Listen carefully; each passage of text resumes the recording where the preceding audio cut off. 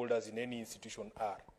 A very cursory research of what the word stakeholder means is that it is a party that has an interest in an institution and can either affect or be affected by the business of that institution.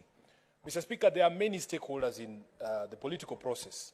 Of course, every single citizen has an interest in the operations of the IEBC and in the elections and politics of this country. But you have to identify the primary stakeholders and the secondary stakeholders. I would be urging this House to consider that, in fact, when it comes to the business of the IEBC, the primary stakeholders are the political actors, and especially those represented through their various political parties. I will give an example, Mr. Speaker. There were certain controversies at the onset of Christianity that needed to be settled. For instance, the divinity of Christ, whether Christ is divine or whether he is to be made, or even the criteria to be used in settling the Gospels, which books were going to go into what is known today as the Bible, Mr. Speaker. There was convened something called the Council of Nicaea.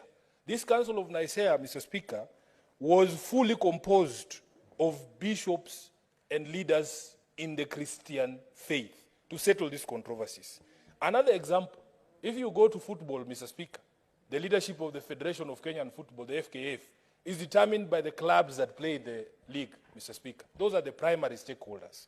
If you look at the leadership of, say, Rugby Kenya, it's decided or selected by the rugby teams that are part of the league. What I'm trying to say, Mr. Speaker, is that for us as political players, and especially the political parties, I would be very, very hesitant to limit the number of slots that are allocated to the political players in this particular bill. Mr. Speaker, my biggest concern, I know the majority leader raised concern about the question of the LSK. Many of these institutions interact with the law in their daily operations.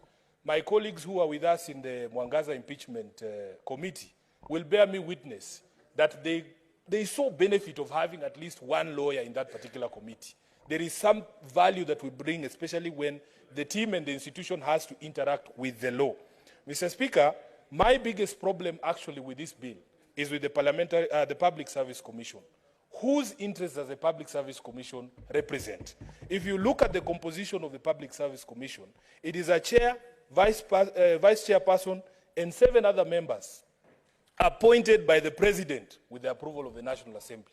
Mr. Speaker, if there is a partisan organization that can only serve to represent the interests of one side of the political divide, it's a Public Service Commission. I would be more inclined to return the one slot, Mr. Speaker, to the Parliamentary Service Commission so that at least the minority side can get a slot, the majority side can get a slot.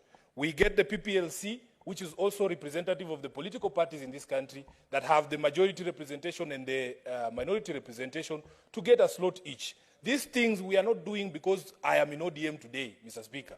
There is no, problem with me looking for a seat on any other political parties.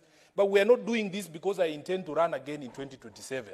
It is very possible, Mr. Speaker, that we can set an objective criteria that will affect or bring about some level of balance in the manner in which these panels are constituted. So that even if the Senator Thangwa from Kiambu, and we're having discussions with him, is convinced to join ODM and run on ODM in 2027, he will still find a representative of ODM on that selection panel. And even if I were to cross over, Mr. Speaker, it is an illustration, Senator Thangwa.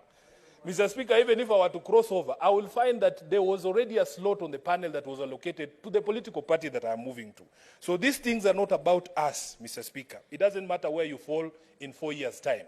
What we are saying is we can establish an objective criteria for us to be able to select these individuals who go on the panel to achieve some level of balance, Mr. Speaker. Finally, what I want to assure this House is that all of us, Mr. Speaker, whether you are a religious leader, whether you are a political leader, whatever field you operate in, you have biases, whether you acknowledge them or don't. Mr. Speaker, my party leader likes to say, even the Pope, when given a... I'm afraid, Senator, your time is up. Senator Kathuri. Thank you, Mr. Speaker, for this opportunity to contribute to this important motion, Mr. Speaker. Mr. Speaker,